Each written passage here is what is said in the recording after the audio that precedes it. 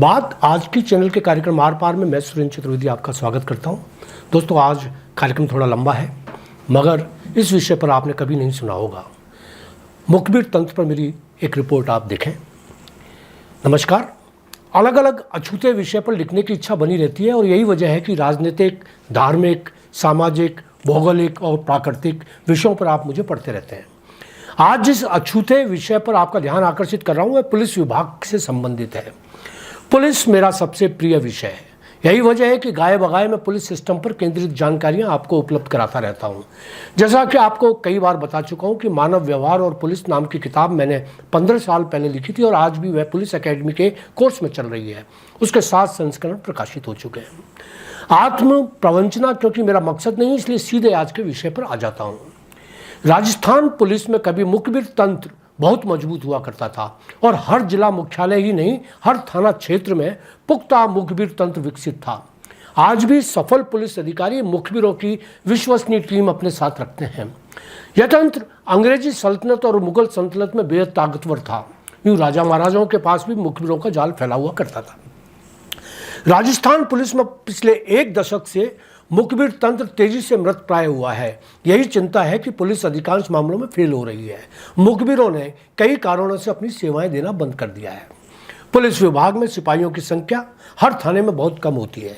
यही वजह है कि हर सिपाही की जिम्मेदारी इतनी ज़्यादा होती है कि सिपाही जिम्मेदारियों के बोझ से मानसिक रूप से स्वस्थ नहीं रहता। शांति उसके जीवन से गायब ही रहती है और ऐसे में अक्सर देखा गया है कि पुलिस के सिपाही अपने परिवार के लिए समय ही नहीं निकाल पाते। ऐसे में उनका मानसिक संतुलन और बिगड़ जाता है। उच्च अधिकारियों की डांट डपट से उनको लगता है कि जैसे वे आम इंसान नहीं बल्कि यमदूत हैं। ठीक इसके विपरीत जब पुलिस के पास मुखबिर हुआ करते थे तो वे सटीक सूचना लेकर सिपाहियों की तमाम मुश्किलें दूर करने का काम करते थे।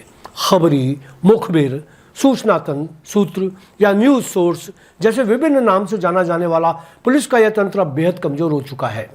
अजमेर, भीलवाड़ा, उदयपुर, जोधपुर, कोटा, गंगानगर, जैसलमेर और करौली में कभी मुखबिर तंत्र पुलिस विभाग की जान और ताकत हुआ करता था, मगर अब वहाँ भी पुलिस मुखबिरों को अपने से जोड़ने में फेल हो गई है। कभी पुलिस का खबरी तंत्र जान जोखिम में डालकर पुलिस की मदद करता था। इसके चलते बड़ी बड़ी वारदातों का चंद दिनों में ही खुलासा हो जाता था। लेकिन कुछ सालों से पुलिस का मुखबिरों से संपर्क टूटने लगा है या फिर मुखबिरों ने खुद ही पुलिस से नाता तोड़ लिया है। अब यह काम झंझट और जोखिम भरा होने के साथ ही क्षेत्र के लोगों की नज़र में भी आ रहा है। आज की प्रक्रिया ही ऐसी है कि मुखबिरों की गोपनीयता भंग होने लगी है। यहाँ तक कि अपराधियों और तस्करी करने वालों की नज़र में भी ऐसे मुखबिर हिट लिस्ट में बने हुए हैं। कई बार तो अपराधी मुखबिरों की हत्या तक करने में सफल हो जाते हैं और पुलिस विभाग उनकी कोई मदद नहीं कर पाता। यही वजह है कि आजकल मुखबिर भी पुलिस के साथ ईमानदार नहीं रहे। वे अपराधियों और पुलिस के बीच बड़ी चालाकियों से तालमेल बनाकर चलते हैं। मैंने ये जानकारियां इकट्ठी करते समय अजमेर के लगभग 1 दर्जन मुखबिरों से साक्षात्कार लिया। लगभग सभी ने स्वीकार किया कि आजकल वे पुलिस से ज़्यादा अपराधियों के लिए मुखबिरी कर रहे हैं।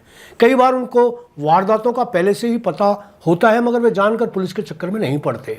अब उनका पुलिस से ज़्यादा अपराधियों पर विश्वास है। वहाँ से उनको पैसा भी मिलता है और जोखिम भी नहीं रहता।